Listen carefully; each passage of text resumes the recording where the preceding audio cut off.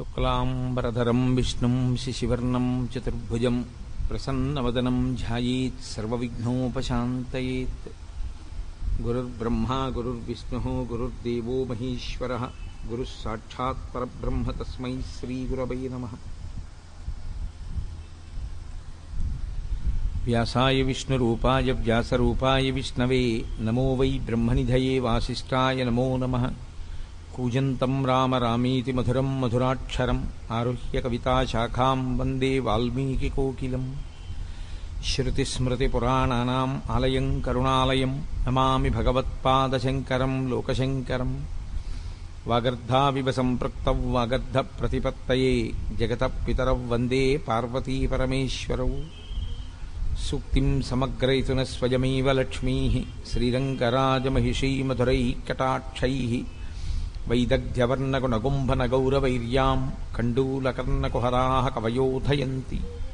హైమోర్ధ్వపుండ్రమజహన్మకుటం సునాసం మందస్మితం మకరకుండలచారుగండం. బింబాధరం బహుళదీర్ఘకృపాకటాక్షం శ్రీవేంకటేశముఖమాత్మని సన్నిధత్తాం.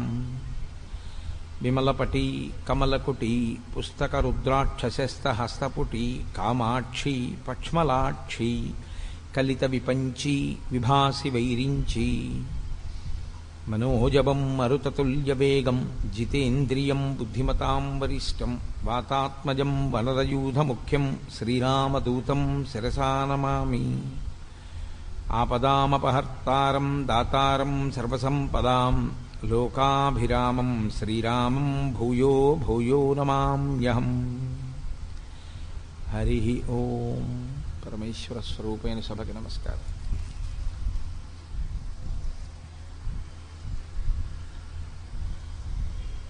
కురుక్షేత్రంలో యుద్ధభూమిలో నిలబడినటువంటి అర్జునుడు అటువంటి ధర్మక్షేత్రమునందు ధర్మమునందు వైక్లభ్యమును పొందాడు.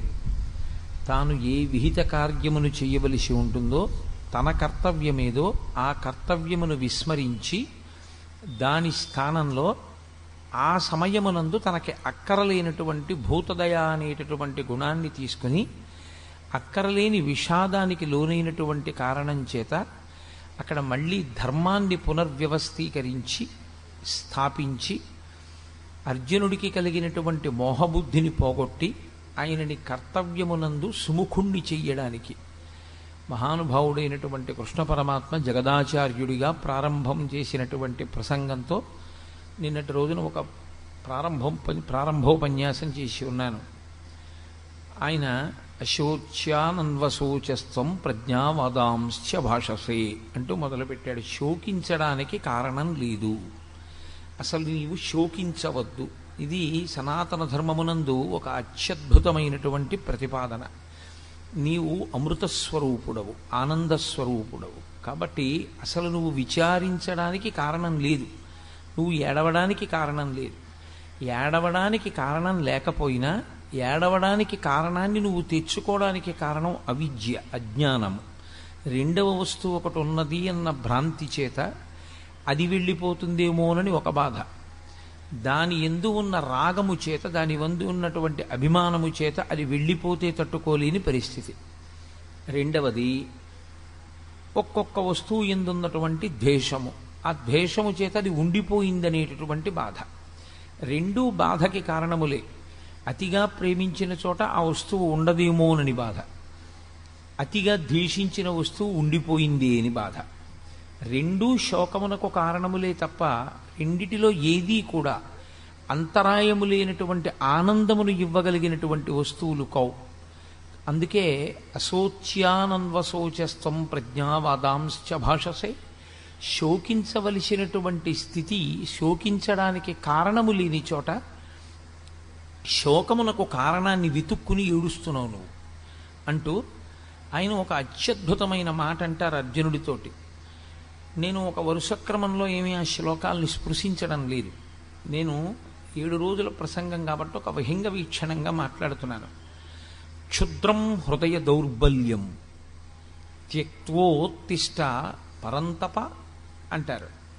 పరంతప అని పిలిచారు. పరంతప అంటే శత్రువులను దునుమాడగలిగినటువంటి వాడా, శత్రువులను తపింప చెయ్యగలిగినటువంటి వాడా, అంతటి సమర్థత కలిగినటువంటి వాడా, ఎంతమంది శత్రువుల్ని?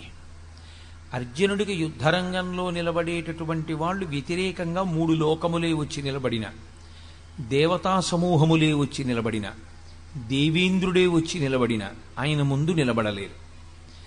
అటువంటి శక్తి పొందినవాడు పుట్టిన తరువాత కాదు, పుట్టక ముందు. పుట్టక ముందు ఈ శక్తి ఎలా వచ్చిందండి? శరీరం ఉంటే కదా శక్తి. అసలు శరీరం రాకముందు ఈ శక్తి ఎలా వచ్చింది అని మీకు అనుమానం రావచ్చు. మహాభారతం ఈ మధ్యనే కదా ఆదిపర్వం విన్నారు. పాండురాజు గారు సంవత్సరం పాటు తపస్సు చేశాడు ఇంద్రుణ్ణి ఉద్దేశించి. కుంతీదేవిని 1 ఏడాది పాటు వ్రతములు చేయమన్నాడు. ఇంద్రతేజస్సుని భరించగలిగినటువంటి గర్భాన్ని పొంది ఉండడం కోసమని.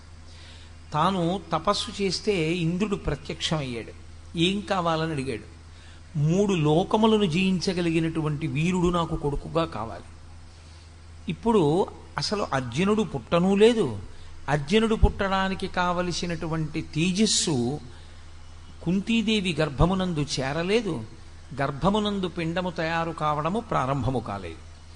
కానీ పుట్టబోయేటటువంటి పిల్లవాడు ఎంత తేజోవంతుడై ఉండాలో మాత్రం నిర్ధారణ అయిపోయింది. ఇంద్రుడు వరం ఇచ్చాడు, నీ కొడుకు 3 లోకములను జయించగలడు. ఇక్కడ 3 లోకములను జయించగలడు అన్న మాటకు అర్థం రావణాసురుల్లాగా తన ప్రయోజనం కొరకు గెలిచేటటువంటి వాడు కాడు. అందుకే ఆ పరాక్రమం, ఆ శక్తి దుర్వినియోగం అయిపోయి సమాజమునకు కంటకము కాకూడదు. అందుకే ముందు ధర్మదేవతానుగ్రహంగా ధర్మరాజునికి అన్నాడు పాండురాజు. ధర్మదేవత వెనక నడిచేటటువంటి తేజస్సు, ధర్మమును అనుసరించవలసిన తేజస్సు. ధర్మరాజు గారు ఏం చేస్తున్నారో దాన్ని అనువర్తించవలసినటువంటి పరాక్రమం. ఆ ధర్మరాజు గారు యుద్ధం చెయ్యడానికి అనుమతి అడుగుతున్నారు భీష్మద్రోణాదులను కురుక్షేత్రంలో. ఆ ధర్మరాజు గారి తమ్ముడు ఆయన బాటలో వెళ్ళవలసినటువంటి వాడు అక్కరలేనటువంటి మెట్ట వేదాంతం అంతా తీసుకొచ్చాడు. పతంతి పితరో హ్యేషాం లుప్త పిండూదక క్రియాహ అంటున్నాడు. నేను యుద్ధం చెయ్యను, నేను వీళ్ళని చంపను, నాకు చంపడం ఇష్టం లేదు, ఈ నిత్తుటికూడు నాకు వద్దు, నాకు ఈ రాజ్యం వద్దు, నేనే దుర్యోధనుడి చేతిలో చనిపోతానంటున్నాడు. ఇటువంటి స్థితిలో ఆయన అంటున్నారు కృష్ణ పరమాత్మ, క్షుద్రం హృదయ దౌర్బల్యం. ఈ మాట అప్పుడు కాదు, కురుక్షేత్రంలో కాదు, ధర్మక్షేత్రంలో. ఈ మాట మానవాళి ఎంతకాలం ఉంటుందో, ఈ లోకములు ఎంతకాలం ఉంటాయో అంతకాలము ఈ మాట పనిచేస్తుంది. అందుకే భగవద్గీత యొక్క శక్తి అటువంటిది. క్షుద్రం హృదయ దౌర్బల్యం. క్షుద్రము అంటే అంతకన్నా హేయమైనది, అంతకన్నా నీచమైనది, అంతకన్నా తిరస్కరింపబడవలసినది, అంతకన్నా వర్జింపవలసినది వేరొకటి లేదు. అది క్షుద్రం. ఏది క్షుద్రం? హృదయ దౌర్బల్యం. మనసు బలహీనపడిపోవుట, మనసు దౌర్బల్యమును పొందుట. అంటే మనసుకి ఉండవలసినటువంటి బలాన్ని మనసు కోల్పోవడం. ఇప్పుడు మీరు ఒక విషయాన్ని చాలా జాగ్రత్తగా గమనించాలి. కృష్ణ పరమాత్మ మాట్లాడుతున్న దాంట్లో ఆయన అంటున్నారు, నీకు హృదయ దౌర్బల్యం ఏర్పడినది, దీన్ని త్యక్తోత్తిష్ట పరంతప, దీన్ని విడిచిపెట్టి ఉత్తిష్ట లే. ఇప్పుడు విడిచిపెట్టడానికి అర్జునుడు పట్టుకున్నాడా దౌర్బల్యాన్ని? మోహమునకు ఎప్పుడైతే వశుడయ్యాడో, ఎప్పుడైతే అటువంటి మోహము తనని ఆక్రమించడానికి, తన బుద్ధిని కప్పడానికి, వివేచనతో ఆలోచించడం అన్నది పక్కన పెట్టేశాడో అప్పుడు ఆ మోహం వచ్చేసింది. ఆ మోహము చేత అక్కర్లేనటువంటి బలహీనత వచ్చింది. ఇప్పుడు ఇది హృదయ దౌర్బల్యం అయిపోయింది. ఆయనకి శరీరమునందు బలం లేకపోలేదు. అర్జునుడు అప్పుడు ఆ కూలబడినప్పుడు కూడా అంతే బలవంతుడు. ఆయనకి ఏం నీరసం వచ్చో లేకపోతే గుండెపోటు వచ్చో పడిపోలేదు. ఆయన విపరీతమైన బలం ఉన్నవాడై పడిపోయాడు. గాంధీవం పట్టుకోగలిగిన వాడై గాంధీవం వదిలిపెట్టేశాడు. అస్త్రములను ప్రయోగించగలిగిన వాడై ప్రయోగించనంటున్నాడు. అంతమందిని చంపగలిగిన వాడై నేను చంపనంటున్నాడు. దీనికి కారణం ఆయనకి శరీరంలో ఏమైనా నీరసం వచ్చిందా, మనసులో బలహీనత వచ్చిందా? మనసులో బలహీనత వచ్చింది. క్షుద్రం హృదయ దౌర్బల్యం.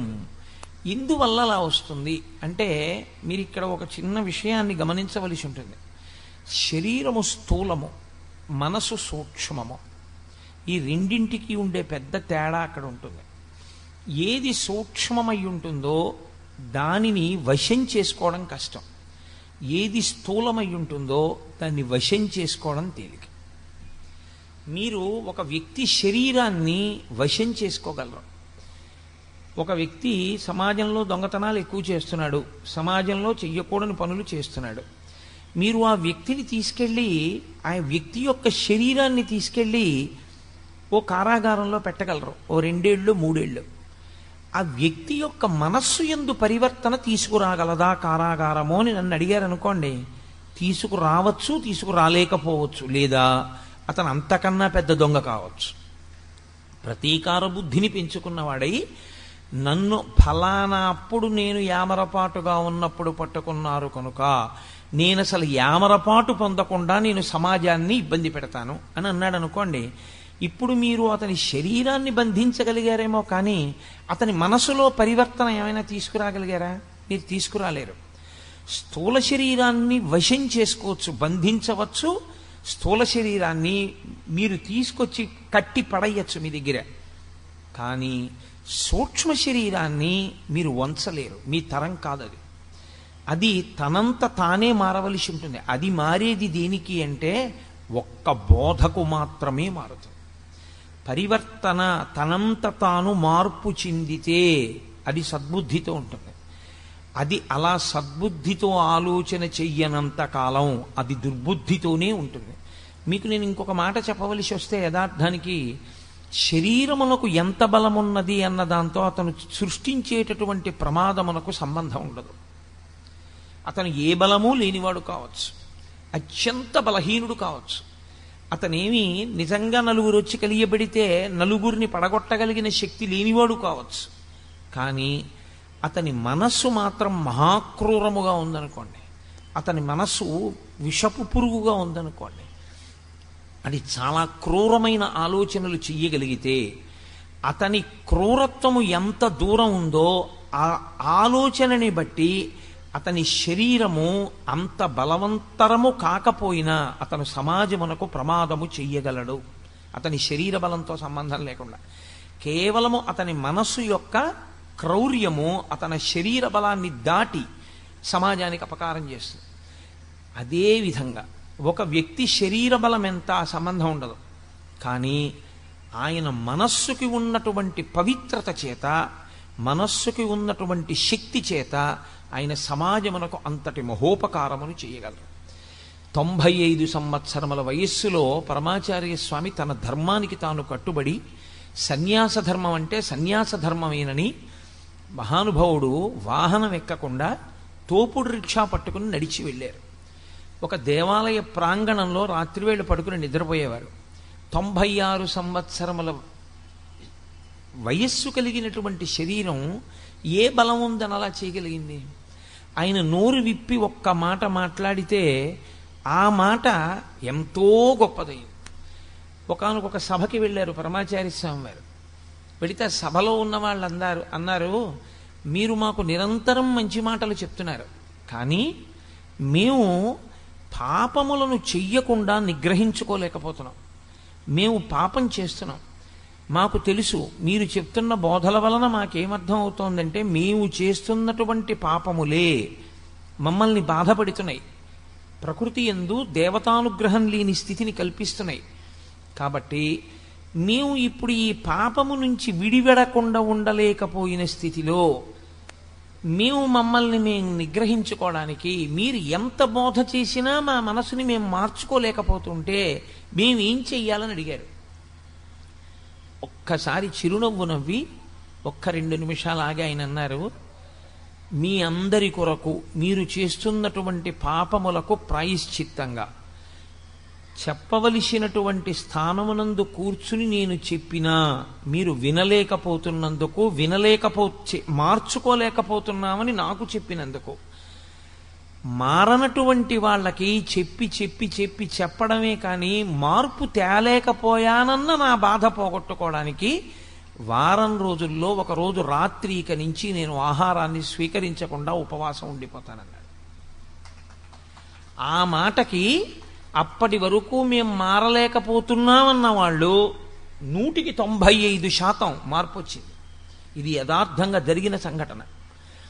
పవిత్రమైన మనసు కలిగినటువంటి వ్యక్తి ఎంత బలహీనమైనటువంటి మనస్సున్నవాణ్ణి ఉద్ధరించి బలవత్తరం చేసి తేజోవంతుణ్ణి చేసి చక్కగా సమాజానికి పనికొచ్చేవాడిగా చెయ్యగలడు. ఆయన శారీరకంగా ఎంత బలంగా ఉన్నాడు అన్న దానితో సంబంధం ఏమి ఉండదు. ఆయన మనస్సు ఎంత పవిత్రం, ఆయన మనస్సు ఎంత శక్తివంతం, ఇది ప్రధానమై ఉంటుంది. అందుకే సూక్ష్మదేహము యొక్క శక్తి ముందు స్థూలదేహము నిలబడలేదు. సూక్ష్మదేహానికి ఉన్నటువంటి వేగం ముందు స్థూలదేహం నిలబడలేదు. స్థూలదేహానికి ఉండే వేగం చాలా చాలా తక్కువ. నేను ఇక్కడి నుంచి హైదరాబాద్ వెళ్ళాలి అని అనుకున్నాను అనుకోండి, కనీసంలో కనీసం నేను 11 గంటల నుంచి 12 గంటలు ప్రయాణం చేస్తే తప్ప నా స్థూల శరీరం హైదరాబాదుని చేరుకోలేదు. అదే నా సూక్ష్మ శరీరంతో నేను హైదరాబాద్ వెళ్ళాలి అని అనుకున్నాను అనుకోండి, మా అబ్బాయి ఇల్లు నాకు జ్ఞాపకానికి వచ్చింది అనుకోండి, ఒక్క క్షణంలో మా అబ్బాయి హాల్లో కబ్బోర్డ్లో పైగూట్లో కుడి చేతి పక్కన ఏ వస్తువు పెడతాడో నాకు కనపడుతుంది మనోనేత్రంలో. సూక్ష్మ శరీరానికి వేగం ఉంటుంది, స్థూల శరీరానికి అంత వేగం ఉండదు. అందుకే సూక్ష్మ శరీరం స్థూల శరీరాన్ని వశం చేసుకుని ఉంటుంది ఎప్పుడు. అన్ని శక్తులు దానివి. ఆ మనస్సు పవిత్రమై, ఆ మనస్సు ఎప్పుడూ పవిత్రమైన వస్తువుల్ని పట్టుకునేటట్టుగా తర్ఫీదిచ్చుకున్న జీవుడున్నాడే, వాడు కూడా దాని వలన తరించిపోతుంటాడు. స్థూలదేహంతో ఎంత చేస్తున్నాడన్నది కాదు, సూక్ష్మదేహంతో చేసినది ఏదుందో అది అపార శక్తివంతము. దీనికో లక్షణం ఉంది, ఇది విపరిణీయతే. దీనికి ఉన్న లక్షణం ఏమిటంటే శరీరముగా ఉంటుంది, దేహముగా ఉంటుంది. శరీరము అన్న పేర చేత దీనికి శిథిలం అవ్వడమే దీని యొక్క లక్షణం. ఇది పెరుగుతోంది అంటే దీని సంధిబంధములు విడిపోతాయి, దీని యందు ప్రజ్వరుడు ప్రవేశిస్తాడు. ఇది నానాటికి మారిపోతుంది. నానాటికి మారిపోయి చిట్ట చివరికి ఏమవుతుందంటే ఇది దహింపబడుతుంది, దీన్ని తీసుకెళ్ళి కాల్చేస్తారు. కాబట్టి దీని చిట్ట చివర ఏం జరుగుతుంది అంటే మీరు ఎంత గౌరవంగా శరీరాన్ని చూశారు, ఎంత ప్రేమగా చూశారు, ఆ శరీరం లోకంలో ఎన్ని గౌరవాలు పొందింది, ఎన్ని దండలు వేయించుకుంది, ఎంతమందితో నమస్కారాలు పెట్టించుకుంది, ఆయన మాట్లాడితే ఎన్ని వేల మంది విన్నారు, ఎన్ని నమస్కారాలు చేశారు, వీటితో ఏమీ సంబంధం ఉండదు. ఆ శరీరముతో ఉండగా ఆయన చేసుకున్న మంచి పనిది. కాబట్టి ఈశ్వర శాసనాన్ని ఆయన ఔదల దాల్చాడు. కానీ అది ఎంత గొప్ప శరీరమైనా కావచ్చు, ఎంతటి మహాత్ముడి శరీరమైనా కావచ్చు, తొట్టతొదకు మాత్రం కాలిపోవలసిందే, అథవా భూమి యందు కప్పి పెట్టబడవలసిందే తప్ప వేరొకలా శరీరంతో ఉండడం అన్నది మాత్రం సంభవం కాదు. అంతటి మహాత్ముడైన పరమాచార్య స్వామి వారైనా కూడా ఆయన శరీరం పంచభూతాల్లోకి వెళ్ళిపోవలసిందే. వివేకానందుడైనా వెళ్ళిపోవలసిందే, రామకృష్ణ పరమహంస అయినా వెళ్ళిపోవలసిందే. శరీరములు వెళ్ళిపోతాయి. కాబట్టి మనసు అది శక్తివంతమై ఉంటుంది. ఇది ఎంత జర్జరీభూతమైపోనివ్వండి, ఇది ఎంత వృద్ధాప్యమును పొందనివ్వండి, మనసు బలంగా ఉందనుకోండి, మనసు తేజోవంతంగా ఉందనుకోండి, మనసు పవిత్రంగా ఉందనుకోండి, అది మాట్లాడిన ఒక్క మాట లోకానికంతటికి ఉపనిషత్తు అయి కూర్చుంటుంది. అందుకే వేదాంతము అనుభవంలోకి రావాలి, వేదాంతము మనసుని పవిత్రం చేయడానికి పనికి రావాలి. అనుష్ఠానమునకు పనికిరాని ధర్మము తాను ఆచరించడానికి, తన మనసుకు పట్టించుకోవడానికి పనికిరాని వేదాంతము తనకు అక్కరకు వచ్చేవి కావు. శుష్క వేదాంతం అని లోకంలో ఓ మాట, తాను ప్రసంగించడానికి మాత్రమే పనికొచ్చే వేదాంతం తనని నిజ జీవితంలో ఉద్ధరించేది కాదు. నిజంగా మనసుని పట్టిన వేదాంతం ఏదో అదే నిజంగా మనిషిని తరింపజేస్తుంది. రామకృష్ణ పరమహంస ఒక మాట చెప్తుండేవారు. వెనకటికి ఒక ఆయన ఉపన్యాసాలు చెప్తుంటే ఆయన బావమరిది గారు వచ్చేట ఇంటికి, ఆయనతో పాటు ఉపన్యాసాలకు వెళ్ళి వినుస్తుండేవాడు. వచ్చి అక్కగారి దగ్గరికి వెళ్ళి, అక్క బావ ఎంత బాగా చెప్పారనుకుంటున్నావు, అబ్బో బావగారి మాటలు వింటుంటే ఇంకా పెళ్లి చేసుకోవాలనిపించట్లేదు, ఎంత గొప్పగా చెప్పారే అనేవాడు. రోజు భార్య అనేది భర్త దగ్గర, ఏమండి మీరు ఆ ఉపన్యాసాలకు వెళ్ళినప్పుడు వాడిని తీసుకెళ్తున్నారు, పిల్లవాడు వాడు వైరాగ్యం పొందుతున్నాడు, వాడేమో చిచ్చి ఇంకా నాకు అక్కర్లేదు అక్క, నాకు అసలు ఇష్టం లేదు, ఇంకా జీవితం అంటే అసహ్యం పుట్టేసింది, బావగారి మాటలు విన్న తర్వాత ఇంకా పెళ్ళి ఏమిటి, జీవితం ఏమిటి, సంసారం ఏమిటి అనిపిస్తోంది అంటున్నాడు, వాడు ఏ సన్యాసుల్లోకి వెళ్ళిపోతాడో భయంగా ఉందండి అని. అంటే భర్త అనేవాడు రోజును భయపడకే, అసలు నిజంగా నోటితో ఇన్ని మాటలు మాట్లాడిన వాడు ఎవడుంటాడో వాడు సంసారాన్ని విడిచిపెట్టడు. ఎవడు నిజంగా వైరాగ్యాన్ని పొందాడో వాడు చెప్పి చెప్పకుండా పోతాడు, వెళ్ళిపోతాడు. రోజు ఆవిడ అలాగే అంటుండేది, ఆయన అలాగే అంటుండేవాడు. ఒకరోజు మళ్ళీ భార్య అడిగింది భర్తని, ఏమండి ఇవాళ మా తమ్ముడు మరీ గొప్పగా చెప్పేశాడండి. పడుక్కుంటున్నాడు ఆయన మంచం మీద, పడుకుంటున్నవాడు లేచి అన్నాడు, ఏమిటో మీ తమ్ముడు మనసుకు వంట పట్టింది అనుకుంటున్నావు, సన్యాసుల్లో కలిసిపోతాడు అనుకుంటున్నావు, నిజంగా మనసుకు వంట పట్టినవాడు ఇంట్లోంచి ఎలా వెళ్ళిపోతాడో తెలుసా, ఇదిగో ఇలా వెళ్ళిపోతాడని తువ్వాలు తీసుకుని భుజం మీద వేసుకుని వెళ్ళిపోయాడు. ఆ వెళ్ళిపోవడం ఆయన మళ్ళీ ఇంటికి రాలా. అంటే ఆయన మనసుకు వంట పట్టింది. వంట పట్టినది ఏదో అది వేదాంతం, అది అప్పుడు పనికొస్తుంది. వేదాంతం జీర్ణము కావాలి, వేదాంతము మనస్సుని పట్టుకోవాలి. మనస్సుని పట్టని వేదాంతము ఆచరణాత్మకము కాదు, మీకు ధైర్యం ఇవ్వదు. ఎందుకంటే మీకు ధైర్యం ఇచ్చేది, మీకు ద్యుతినిచ్చేది, మీకు జవాన్నిచ్చేది, మీకు ఆ శక్తినిచ్చేది, మీ శరీరాన్ని పవిత్రం చేసేది, జర్జరీభూతమైన శరీరంలో ఉన్నా సరే అసంఖ్యాకమైన పవిత్ర కర్మలు చెయ్యగలిగినది మనస్సొక్కటే, శరీరము కాదు. శరీరములకు పరిమితులు ఉంటాయి. చీకటి పడిపోయిన తర్వాత మీరు వెళ్ళలేరు. అదే కటిక చీకట్లో కూడా మీరు ఆనందనిలయ విమానానికి మాడవీధుల్లో ప్రదక్షిణం చేయగలరు మనస్సుతో. ఈ శరీరంతో, ఈ కంటితో సహస్రదీపాలంకార సేవ చూడాలి అంటే 7 కొండల మీద సాయంకాలం 5:30 నుంచి 6:30 గంట సేపు ఉంటేనే. మనస్సు శక్తివంతమైన వాడికి వెంకటాచలం వెళ్ళి 15 ఏళ్ళైనా, తన ఒంటికి 98 సంవత్సరాల వయస్సు వచ్చేసినా ఆయనకి బెంగ ఉండదు. 98 ఏళ్ల వయస్సులో కూడా ఆయన మడత కుర్చీలో పడుకుని కళ్ళు మూసుకుని మానసికంగా వెళ్ళిపోగలడు. అందుకే కిష్కింధకాండ చివరిలో రామాయణంలో ఒక అద్భుతమైన ప్రతిపాదన చేస్తారు వాల్మీకి మహర్షి. ఆయన అంటారు, సవేగవాన్వేగ సమాహితాత్మ హరిప్రవీర పరవీరహంత మనస్సమాధాయ మహానుభావో జగామలంకాం మనసా మనస్వీ అంట. అద్భుతమైన శ్లోకం. సుందరకాండకంతటికీ కూడా అదే పునాది, ఆ శ్లోకమే పునాది. అందులో ఆయన ప్రారంభం చేస్తూనే హనుమ లంకాపట్టణాన్ని శరీరంతో చేరలేదు, ఇంకా 100 యోజనముల దూరం వెళ్ళలేదు సముద్రాన్ని దాటి. కానీ జగామలంకాం మనసా మనస్వి, మనసుతో మాత్రం వెళ్ళిపోయారు లంకాపట్టణానికి. కిందనున్న వాళ్ళు కొన్ని కోట్ల వానరములు ఉన్నాయి, ఇవేం చూస్తున్నాయి, అయ్య బాబో ఇంత పెద్ద సముద్రం ఉంది కదా ఎలా పెడతాడంటున్నాయి. వీళ్ళెవరు వెళ్ళేవాళ్ళు గారు, చూసేవాళ్ళు బెంగెట్టుకుంటున్నారు ఎలా పెడతాడని. వెళ్ళవలసిన వాడు చేరిపోయాడు మనస్సుతో. అంటే ముందు మనస్సుకు ఆ బలం ఉంటే తప్ప శరీరం వెళ్ళదు. మనస్సుకి ఆ బలం ఉండాలి.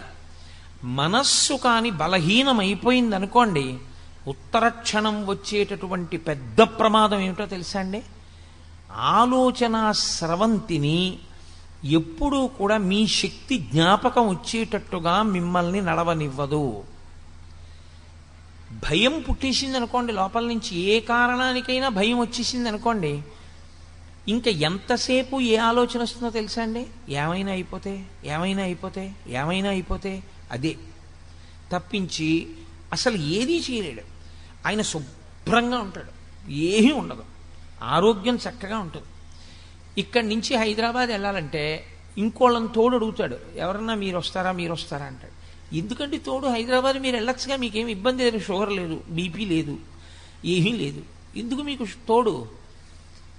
ఎందుకైనా మంచిది, పెద్దవాడిని అయిపోయాను కదండి, ఒక్కడిని వెళ్ళడం ఎందుకంటే అంటే ఒక్కడిని వెళ్ళడం ఎందుకు, పెద్దవాడిని అయిపోయానంటే? ఆయన అనుమానం ఏమిటంటే తాను చీకట్లో బెర్త మీద పడుకుని ఉండగా పక్క వాళ్ళు ఎవరికి తనకి తెలియనప్పుడు తనకి ఏ స్పృహ తప్పిపోవడమో శోష చేయడమో జరిగితే తన పేరు తాను చెప్పుకోలేకపోతే ఎలా తనని గుర్తుపడతారు? తనేనా అయిపోతాడేమో, తను ఎక్కడో దింపేస్తారేమో, తన పెట్టి ఎత్తుకుపోతారేమో, అన్నీ ఇంకా వికృతమైన ఆలోచనలే, సరి అయిన ఆలోచనలు రావు. ఈ ఆలోచన ఏం చేస్తుందో తెలుసా అండి? హైదరాబాదు చక్కగా పెళ్లి కొడుకులా వెళ్ళిపోగలిగినటువంటి శక్తి ఉన్నవాడు ఎవడూ దొరకలేదని వెళ్ళడం మానేస్తాడు. ఇప్పుడు శరీరంలో బలం లేక వెళ్ళలేదా, మనసుకి జవం లేక వెళ్ళలేదా? దేనికి వెళ్ళలేదు? శరీరానికి బలం లేక వెళ్ళకపోవడం కాదు, మనసుకి బలం లేక వెళ్ళలేదు. ఇంకొక ఆయన ఉంటాడు, ఏమయ్యా ఈ వయసులో ఎందుకయ్యా నీకు గుడికి రోజు ప్రదక్షిణానికి పడిపోతావేమో అన్నారనుకోండి, ఆయన అంటాడు, గుడికి ప్రదక్షిణం చేయకుండా ఉండిపోతాను ఏమిటండి? ఉంటానా? అప్పుడు ఉండనుగా. మరి ఈ శరీరంతో ఉన్నంతకాలం చేయవలసిందే ఉంది, గుళ్ళోకి వెళ్ళడమేగా. మరి ఆ గుళ్ళోకి వెళ్ళడం మానేసి ఇంక నేను ఈ శరీరాన్ని చూసుకుంటే ఈ తెప్ప ఇవ్వడం వల్ల వచ్చిన ఉపయోగం ఏమిటి? ఏటికి వరదొస్తోంది, నీ దగ్గర ఒక పడవ ఉంది, ఈ పడవలో ఏరు దాటేసేయి. ఏరు దాటేస్తే ఆవలబొట్టుకు వెళ్ళిపోతావు. ఇక వెళ్ళిపోయావా, నిన్నేం చేయలేదు, ఎందుకంటే అవతల చాలా ఎత్తు, ఇక నిన్ను వరద ఏం చేయదు. కాబట్టి తొందరగా దాటు, ఏరు వరద వస్తే ఇంక దాటలేవు అన్నారు. ఒక ఆయన గబగబా తన పడవ తీసుకుని ఏరు దాటేశాడు. ఇంకొక ఆయన పడవ వంక చూసుకుని, బా ఇంత చక్కటి పడవ, ఇంత బాగా రంగులు వేయించాను, ఇంత కష్టపడి చేయించాను, ఇప్పుడు ఇటువంటి పడవలో నేను ఎడుతూ ఉంటే ఏమో ఆయన చెప్పాడు కానీ గంట వరకు రాదని, తీరా నేను బయలుదేరగానే వరద వచ్చేస్తే ఈ పడవ తట్టుకోలేకపోతే, ఈ పడవ గభాలన తిరగబడిపోతే, నేను ఆ పడవలో ఉండిపోతే, బయటికి రాలేకపోతే, ఈలోగా కొట్టుకుపోతే, పోనీ అన్నాడు కానీ అంత కొట్టుకుపోతామా, యువతల ఒడ్డు నుండి ఒడ్డునేగా ఉన్నాను అని పడవ ఎక్కకుండా పడవను దాచుకుని ఒడ్డుని నించున్నాడు. గంట అయిపోయింది, వరద వచ్చేసింది, పడవ పోయింది, తాను పోయాడు. ఏమిటి ఉపయోగం? పడవని ఉపయోగించుకున్నవాడెవరో వాడు ఏరు దాటుతాడు తప్ప, పడవని చూసుకుని మురిసిపోయి అయ్యి బాబోయ్ ఈ పడవ ఎక్కడ ఏమైపోతుందో, ఈ పడవ తట్టుకుంటుందో తట్టుకోదో అని పడవని దాచుకుందాం అనుకున్నవాడు పడవతో పాటే పోతాడు తప్ప పడవ తనకు ఉపయోగపడదు. పరమేశ్వరుడు ఈ శరీరాన్ని ఎందుకు ఇచ్చాడంటే, దీన్ని తెప్పని చేసుకుని దాటు సంసార సముద్రాన్ని. దాటేటప్పుడు నీవు ఒక గొప్ప ప్రయోజనం కావాలి అంటే ఖచ్చితంగా కష్టపడవలసి ఉంటుంది. నేను ఒక ఉపన్యాసం చెప్పాలి అని అనుకుంటే, ఒక గంట సేపు మాట్లాడాలి అని నేను అనుకుంటే, ఒక గంట సేపు నేను ఇలా స్థిమితంగా కూర్చోవలసి ఉంటుంది. ఒక గంట సేపు నేను దేని గురించి మాట్లాడుతున్నానో దాని మీదే దృష్టి పెట్టవలసి ఉంటుంది. నా ఎదురుగుండా వీడియోగ్రాఫర్లు తిరుగుతున్నా, ఫోటోగ్రాఫర్లు తిరుగుతున్నా, వాళ్ళ పని వాళ్ళు చేస్తున్నా, అది నా దృష్టికి భంగపాటైనా, అది నా దృష్టి కేంద్రీకరణని పాడు చేస్తుందని నాకు తెలిసినా నేను చూసి కూడా దాన్ని చూడకుండా ఉండాలి. నేను దాని మీద దృష్టి పెట్టాను అనుకోండి, వెంటనే నేను ఏం మాట్లాడుతున్నానో పోతుంది. కాబట్టి దానికి నేను సిద్ధపడగలిగితే నేను గంట సేపు ప్రసంగం చేయగలను, లేకపోతే నేను ప్రసంగం చేయలేను. ఆ కష్టం నేను భరించవలసి ఉంటుంది. నువ్వు ఈశ్వరుణ్ణి చేరడం అనేటటువంటి గొప్ప ప్రయోజనాన్ని పొందాలన్నా, అథవా ఉత్తమ లోకాల్ని చేరుకోవాలన్నా, లేదా కనీసం మళ్ళీ మనుష్య ఉపాధిలోకి రావాలన్నా నువ్వు దీంతో కొంత కష్టం చేయవలసి ఉంటుంది. దీనితో నువ్వు ఒక ప్రసంగానికి వెళ్ళి కూర్చుని వినలేదు, ఎలా నీకు వస్తుంది శాస్త్రం? ఎక్కడి నుంచి వస్తుంది నీకు తెలియమంటే విషయం తెలియదు. నువ్వు పుస్తకం చదవవు, పుస్తకం ఇంట్లో ఉంది, పెద్దలు చదివించారు, చదువుకోగలవు, పుస్తకం తెచ్చుకోవు, పుస్తకం చదవవు, చదువుకుని అర్థం చేసుకునే ప్రయత్నం చెయ్యవు, మరి ఈ శరీరంతో నువ్వు ఎలా తరిస్తావు? ఎందుకండి దాన్ని చదవడం? ఇప్పుడు ఆ భగవద్గీత అంతా చదవకపోతే వచ్చిన నష్టం ఏమిటండి? రోజు చక్కగా టీవీ చూస్తాను, చూడు, అదిగో ఆ పడవని పట్టుకుని చూసుకుని మురిసిపోతూ గడిపేసి పడవ తాను కొట్టుకుపోయిన వాడు ఎలా ఉంటాడో అలాగే కొట్టుకుపోతాడు. ఈ తెప్పని ఎవరు వాడుకుంటాడో వాడు మాత్రమే ఏరు దాటుతాడు. ఆ ఏరు దాటడం అనేటటువంటి ప్రక్రియ యందు మనసు చాలా చాలా ప్రధానమైన పాత్ర పోషిస్తుంది. ఆ మనసు కాని దౌర్బల్యమునకు లోనైపోయిందనుకోండి, అది ప్రతి చిన్నదానికి కదిలిపోయి భయపడిపోయిందనుకోండి, శరీరమునందు ఉండవలసినటువంటి బలమంతా ఉన్నా నిరర్ధకమే. ఎందుకో తెలుసా అండి? శోకమునకు కొన్ని లక్షణాలు ఉంటాయి. శ్రీరామాయణంలో లక్ష్మణస్వామి చెప్తారు రామచంద్రమూర్తితో, శోకో నాశయితే ధైర్యం, శోకో నాశయితే ధృతం, శోకో నాశయితే సర్వం, నాస్తి శోక సమోరిపు. ప్రపంచంలో శోకమును మించిన శత్రువు లేడు. ఎందుచేతనంటే శత్రువు ఏం చేస్తుంటాడంటే ఎప్పుడూ వీడిని ఎలా పాడు చేద్దామని చూస్తాడు. శోకం ఏం చేస్తుందంటే ఎవరు శోకమును పొందారో వాణ్ణే పాడు చేసేస్తుంది. శోకమునకు వాడే శత్రువు. ఎవడు శోకమును పొందాడో వాడిని పాడు చేస్తుంది. నిప్పు తీసుకొచ్చి నేను జేబులో వేసుకున్నాను అనుకోండి, అయ్యో వాళ్ళు ఎవ్వరూ నిప్పట్టుకోలేదు, పాపం ఈయన ఒక్కడే జేబులో వేసుకున్నాడు అని, జేబులో వేసుకోలేదు నన్ను వీడొక్కడే జేబులో వేసుకుని గౌరవించాడని నన్ను గౌరవించి ఊరుకుని మిమ్మల్ని కాలుస్తుందా? జేబులో వేసుకుని నన్ను కాలుస్తుందా? నన్ను కాలుస్తుంది. అలా శోకము ఎవరి యందు ఉత్పన్నమైందో వాళ్ళనే పాడు చేసేస్తుంది శత్రువై. ఆ శోకము మొట్టమొదట చేసే పని ఏమిటి అంటే శోకో నాశయతే ధైర్యం. శోకము వలన ధైర్యం పోతుంది. ధైర్యము అంటే అది పెద్ద విషయం ఏముందండి, మనం చేయగలం అనలేడు. ఎన్ని వనరులు ఉండనివ్వండి, ఎన్ని సంభారములు దగ్గర ఉండనివ్వండి, ఎంత చెయ్యగలిగిన సమర్థత ఉండనివ్వండి, మొట్టమొదటే బెంగ. నాకు తెలుసున్న ఆయన ఒక ఆయన ఉండేవాడు. ఆయన ఉండేది ఏలూరులో, వెళ్ళవలసింది తాడేపల్లిగూడెం. ఇంకా మర్నాడు వెళ్ళాలి తాడేపల్లిగూడెం.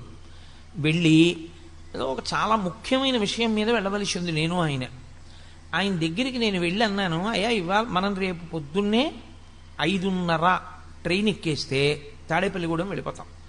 మీ ఇల్లు దగ్గరేగా, పవర్పేట స్టేషన్ వెనకాతలే, కాబట్టి మనం పవర్పేట స్టేషన్లో ఎక్కేద్దాం పాసింజర్ కాబట్టి. అంటే ఆయన అన్నాడు, కష్టమండి అన్నాడు. ఎందుచేత కష్టం అన్నాను. మీరు చెప్తే ఆశ్చర్యపోతారు. వ్యక్తి మనస్సు బలహీనత అంటే అలా ఉంటుంది. ఆయన నాకు 2 కారణాలు చెప్పాడు. ఈ 2 కారణముల చేత మనం ప్యాసింజర్కి వెళ్ళలేము. ఏమిటి అన్నాను. 3 సందుల అవతల పిచ్చి కుక్క ఒకటి తిరుగుతోంది. శీతాకాలం కదండి, 5 గంటలకి చీకటి తెల్లవారదు. 5 గంటలకి మనం ఇంట్లోంచి బయటికి వెడితే ఆ పిచ్చి కుక్క మీద పడితే తాడేపల్లిగూడెం మాట తర్వాత మనని రక్షించేవాడు ఉండడు, హైడ్రోఫోబియా వస్తుంది. ఎవరి ఇంట్లో వాళ్ళు కూడా చూడరు. కాబట్టి సాహసం చేయలేం. పిచ్చి కుక్క 3 వీధుల అవతల ఉంది కాబట్టి మనం వెళ్ళలేం, మొదటి విషయం. 2, నా దగ్గర చిల్లర లేదు. చిల్లర లేకపోతే ఏమండి అంటే మీకు తెలియదు కోటేశ్వరారు, మనం వెళ్ళి బుకింగ్ కౌంటర్లో చెయ్యి పెట్టి 100 రూపాయల కాగితం ఇచ్చి తాడేపల్లిగూడెం అనగానే వాడి చెయ్యి తోసేసి చిల్లర తెచ్చుకోండి అంటాడు. ఎవ్వడు ఇవ్వడు. 100 రూపాయలకి చిల్లర ఇమ్మంటే ఎవడు ఇవ్వడండి. పొద్దున్నే చిల్లర ఎక్కడుందండి అంటాడు. పోను కాఫీ తాగి చిల్లర పుచ్చుకుందంటే కాఫీ తాగితే చిల్లర ఎక్కడ ఇస్తామంటాడు. కాబట్టి ఇప్పుడు నేను చిల్లర తేవడానికి ఎవరింటికి వెళ్ళి అందరి ఇళ్ల ముందు నిలబడి అమ్మ 100 రూపాయలకి చిల్లర ఇవ్వండి అని ఇప్పుడే అడిగి పుచ్చుకోను. ఇప్పుడు వెళ్ళలేను, రాత్రి అయింది కాబట్టి 9 అయిపోయింది. పడుకునే వాళ్ళని లేపి 100 రూపాయలు చిల్లర అడిగితే బాగుండదు. రేపు పొద్దున్న చిల్లర ఇస్తాడని నమ్మకం లేదు, కాబట్టి వద్దండి అన్నాడు. నేను తెల్లబోయి సరేలేండి అయితేనని చెప్పి నేను వెళ్ళిపోయాను. నేను నా కార్యంలో సఫలీకృతుడైపోయాను. నేను పొందవలసిన ఫలితాన్ని పొందేశాను. ఆయన పిచ్చి కుక్క తనని తరమకూడదు అని 7 గంటలకో 8 గంటలో అయిన తర్వాత బయలుదేరి ఉన్నాడు. ఆయన వచ్చేటప్పటికి అసలు పొందవలసిన ప్రయోజన సంబంధమైనటువంటి విషయం మూసేశారు. ఆయన పొందలేకపోయాడు. దానివల్ల అదే సామాన్యమైన విషయం అనుకుంటున్నారేమో, ఆయన జీవితంలో మళ్ళీ ఆ విషయాన్ని ఇక సాధించుకోలేకపోయాడు. అలాగే వెళ్ళిపోయింది ఆయన శరీరం. కాబట్టి మనస్సు బలహీన పడిందనుకోండి, మనిషి శరీరమునకు ఎంత బలం ఉన్నా వాడు పొందలేడు. 1,00,000 రూపాయలు ఉన్నాయి, 100 రూపాయలకి చిల్లర ఇవ్వలేదు అనుకోండి, ఉంచేసుకుని గూడెం టికెట్ ఇవ్వండి, పర్వాలేదు, నేను గూడెం వెళ్ళడం ప్రధానం, తీసుకుంటానండి అన్నాడు అనుకోండి, 100 రూపాయల చిల్లర వాడే ఇస్తాడు. అసలు ఏ ధైర్యం లేకపోతే ఏ పని చెయ్యాలన్నా ధైర్యమే, ఏ పని చేద్దామన్నా పిరికితనమే, ఇంకేం చేస్తాడు? అటువంటి వాడు ఏమీ చెయ్యలేడు. కాబట్టి శోకో నాశగితే ధైర్యం, శోకో నాశగితే శృతం. విన్నది జ్ఞాపకానికి రాదు. ఏది నువ్వు విన్నావో ఆ విన్నవేవి జ్ఞాపకానికి రావు. ఎందుకంటే శోకమును పొందినటువంటి కారణం చేత విన్నవన్నీ మరుగున పడిపోతాయి. ఆ భయ విహ్వలుడైపోయినటువంటి వాడికి ఎంత గొప్ప వ్యక్తుల దగ్గర ఎన్ని గొప్ప విషయాలు విన్నవాడైనా కానివ్వండి, సాక్షాత్తు ధర్మరాజు గారికి తమ్ముడు ధర్మరాజు గారితో కలిసి తిరిగాడు, కానీ ధర్మరాజు గారు చెప్పిన మాటలు గుర్తులేవు. కృష్ణ పరమాత్మతో తిరిగాడు, కృష్ణ పరమాత్మ చెప్పిన మాటలు గుర్తులేవు. ద్రౌపదీదేవి కురుక్షేత్రానికి ముందు ఏడిచిన ఏడుపు గుర్తులేదు, తాను ఎందుకు యుద్ధం చెయ్యాలో గుర్తులేదు. శోకో నాశయితే శృతం, శోకో నాశగితే సర్వం. ఇంకా ధైర్యం కోల్పోయిన వాడికి, పెద్దలు చెప్పిన మాటలు గుర్తురాని వాడికి, కార్యాన్ని నిర్వహించలేని వాడికి వాడు పొందగలిగిందే ఉంటుంది, వాడేమీ పొందలేడు.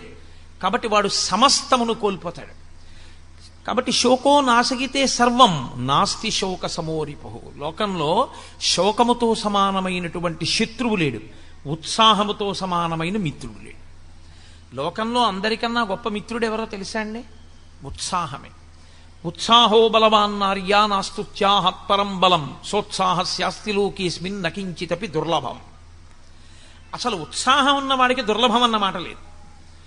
ఆ ఉత్సాహం ఉండి మనం ఎందుకు చెయ్యలేము, మనం చెయ్యగలం అనుకున్నాడు అనుకోండి, వాడు సాధించగలడు, వాడు ఆ ప్రయత్నం మీద పూనికతో నిలబడగలడు. అసలు ఆ ఉత్సాహమే లేనివాడు ఎన్ని సంభారములు ఉన్నా ఎన్ని వనరులు ఉన్నా వాడు చెయ్యగలిగినటువంటి విషయం ఉండదు. కాబట్టి అది క్షుద్రం హృదయ దౌర్బల్యం. సిగ్గుగా లేదు నీకు ఈ మాట అనడానికి? కూలబడిపోతావా సిగ్గు లేకుండా? గాంధీవాన్ని విడిచిపెట్టావా? ఒళ్ళంతా చెమటలు పట్టాయా? భీరువు అయిపోయావా? భయపడిపోయానని చెప్తున్నావా? యుద్ధం చెయ్యనంటున్నావా? నీకు అసహ్యం పుట్టట్లా నీ మాటల మీద నీకు? కాబట్టి క్షుద్రం హృదయ దౌర్బల్యం త్యక్త్యోత్తిష్ట పరంతప, విడిచిపెట్టావు. చిత్రం ఏమిటో తెలుసా అండి?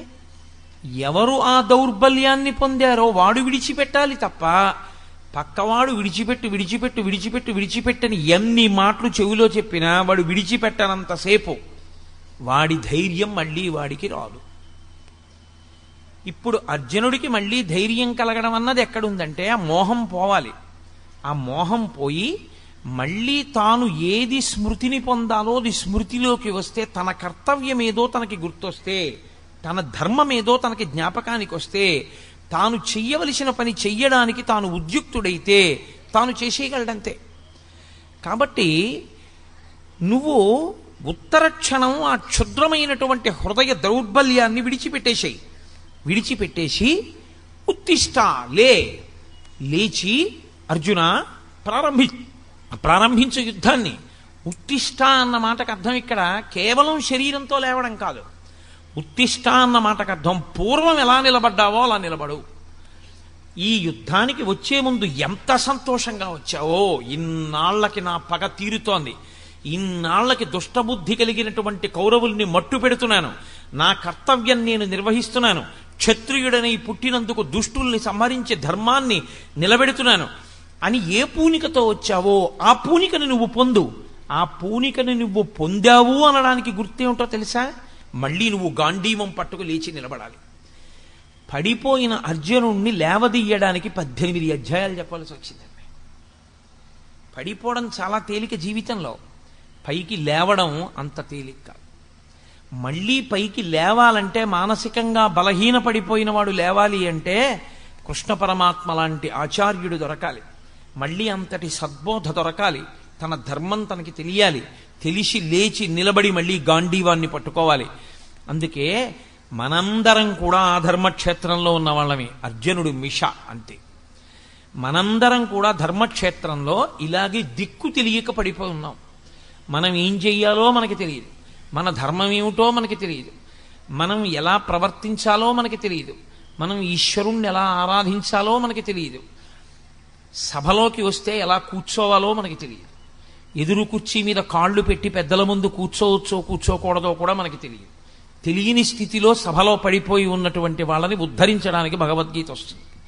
కాబట్టి ప్రతి చిన్న విషయాన్ని స్పృశించడానికే భగవద్గీత. నీ ధర్మాన్ని నువ్వు తెలుసుకోగలిగితే, నీ ధర్మమునందు నువ్వు నిలబడగలిగితే అదే నీ కర్తవ్యం. నేను ఈ సభకు వచ్చినప్పుడు మా ఆఫీస్ నుంచి వచ్చినట్టు ప్యాంటు చొక్కాతో రావచ్చు. ప్యాంటు చొక్కాతో వచ్చి కూర్చున్నా నేను భగవద్గీత చెప్పగలను. కానీ నేను ఎందుకు రాలేదు? నాకో ధర్మం ఉంది, నాకో కర్తవ్యం ఉంది. నేను ఇక్కడ భగవద్గీత మాట్లాడేటప్పుడు నేను ఒక వైదికమైన దుస్తులతో రావాలి. ఒక గోరు చుట్టు కోసే డాక్టరు ప్యాంటు చొక్కా వేసుకుని బూట్లు వేసుకుని ఉన్న గోరు చుట్టు కొయ్యగలడు. కానీ ఆకుపచ్చటి సూటు వేసుకొచ్చిన ప్యాంటు చొక్కా బయట వదిలేసి పర్సు, సెల్ ఫోను, వాచి, ఉంగరాలు కూడా తీసేసి కాంపౌండర్కి ఇచ్చేసి ఆపరేషన్ థియేటర్లోకి ఎందుకు వెళ్తున్నాడు? కర్తవ్యతా నిష్ఠ, ఒక మర్యాద. సన్యసించిన వ్యక్తి నేను సర్వసంగ పరిత్యాగిని అని కాషాయం ఎందుకు కట్టుకుంటున్నాడు? ఇంకా తాను పట్టుకోవలసింది ఏమీ లేదు అని గుర్తు. నేను అన్నీ విడిచిపెట్టేశానని గుర్తు ఏమిటంటే ఆయన పట్టుకున్న కాషాయం. ఒక్కొక్కటి ఒక్కొక్క దాన్ని సంకేతిస్తుంది. నువ్వు దేని కొరకు వచ్చావో దాని కొరకు నీ కర్తవ్యాన్ని నిర్వహించడానికి కావలసిన ధర్మాన్ని నువ్వు పట్టుకోవాలి. అలా నువ్వు నిలబడగలగాలి, అలా నువ్వు కూర్చోగలగాలి, అలా నువ్వు ఎలా ప్రవర్తించాలో అలా ప్రవర్తించగలగాలి. యుద్ధభూమికి వచ్చినటువంటి వాడు భూతదయ గురించి మాట్లాడడానికా ఇన్ని తపస్సులు చేసి అస్త్రాల్ని పొందింది? ఇన్ని అస్త్రాలు పొందినవాడు ధర్మాన్ని నిలబెట్టవలసిన వాడా? క్షత్రియుడు సన్యాస ధర్మాన్ని, బ్రాహ్మణ ధర్మాన్ని స్వీకరించి భూతదయ అంటూ ఉపన్యాసాలు చెప్పి ఇంటికి వెళ్ళిపోవడానికే? అదే క్షత్రియుడు చేయవలసిన పని. ఎంత మోహానికి లోనైపోయావు! క్షుద్రం హృదయ దౌర్బల్యం. నీకక్కర్లేని ధర్మాన్ని నువ్వు పట్టుకున్నావు, దానివల్ల వచ్చింది నీకు ఈ దౌర్భాగ్యం అంతా, దానివల్ల వచ్చింది ఈ దౌర్బల్యం అంతా. నీ ధర్మాన్ని నువ్వు పట్టుకో. ఈ భూతదయ గురించి మాట్లాడవలసిన వాడు బ్రాహ్మణుడు, ఈ భూతదయ గురించి ఉపన్యాసాలు చెప్పవలసిన వాడు బ్రాహ్మణుడు, ఈ భూతదయని పాటించవలసిన వాడు బ్రాహ్మణుడు. లోకంలో ధర్మం నిలబడడానికి అధర్మాన్ని పట్టుకున్న వాణ్ణి సంహరించి ధర్మాన్ని నిలబెట్టవలసిన వాడు క్షత్రియుడు. నీ ధర్మం, నీ కర్తవ్యం అది. ఒక ధర్మాన్ని విడిచిపెట్టి ఇంకో ధర్మాన్ని పట్టుకోవడం వల్ల వచ్చినటువంటి మోహబుద్ధి చేత కింద పడిపోయావు. ఇప్పుడు నువ్వు పురుషుడవై ఇంత గొప్పవాడవై నపుంసకుడవయ్యావు. నువ్వు స్త్రీవా పురుషుడివా? సమాజంలో ఎక్కడ ఉన్నా నువ్వు ప్రశ్నే. స్త్రీ సభలోకి వచ్చిందనుకోండి ఇబ్బంది లేదు, పురుషుడు సభలోకి వచ్చాడనుకోండి ఇబ్బంది లేదు. స్త్రీ ఇంట్లో ఉందనుకోండి ఇబ్బంది లేదు, పురుషుడు ఇంట్లో ఉన్నాడు అనుకోండి ఇబ్బంది లేదు. స్త్రీ రిజర్వేషన్ ఫామ్ పట్టుకుని రైల్వే కౌంటర్కి వెళ్ళింది అనుకోండి ఇబ్బంది లేదు, పురుషుడు రైల్వే రిజర్వేషన్ ఫామ్ పట్టుకుని రిజర్వేషన్ కౌంటర్కి వెళ్ళాడు అనుకోండి ఇబ్బంది లేదు. నపుంసకుడు రిజర్వేషన్ కౌంటర్ దగ్గర నుంచి ఎక్కడికి వెళ్ళినా ఇబ్బంది. ఎక్కడికి వెళ్ళినా ప్రశ్న, ఎక్కడికి వెళ్ళినా ఇబ్బంది. నపుంసకుడు. నువ్వు క్లీబహ అన్నాడు, నువ్వు క్లైబ్యం, నువ్వు నపుంసకుడు అయ్యావు. ఇవాళ నువ్వు మగవాడివి, పురుషుడివి, క్షత్రియుడివి, సిగ్గులేదు ఇలా మాట్లాడడానికి.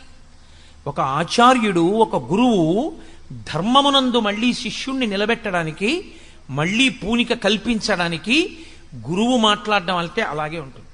దాని అస్తమానం గడ్డం పట్టుకు బతిమాలరు గురువుగారు.